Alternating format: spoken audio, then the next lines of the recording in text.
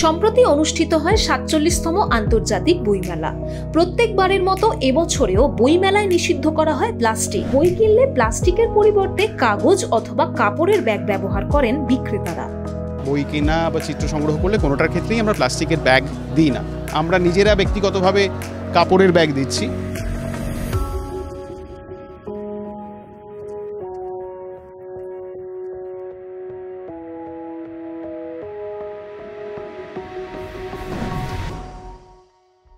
বইমেলার একটি আকর্ষণীয় জায়গা হলো ফুড কোর্ট।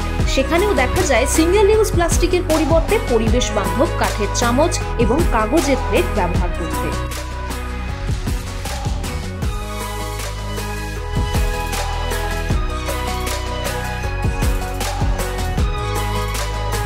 মেলা প্রাঙ্গণ যাতে পরিষ্কার পরিচ্ছন্ন ও দূষণমুক্ত থাকে তার জন্য বিধাননগর পৌরসভার পক্ষ থেকে যথেষ্ট পরিমাণে কর্মী নিয়োগ করা হয়েছিল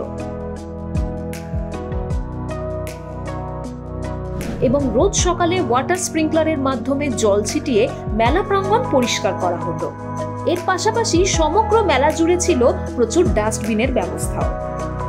বিশ্বজুড়ে নানা দেশের বই ছাড়া বিভিন্ন শিল্পীরা তাদের নিপুণ শিল্পকলার পসরা সাজিয়েছিলেন বইমেলায়। সব মিলিয়ে এবারের বইমেলার পরিবেশ ছিল সত্যি পরিবেশ বান্ধব।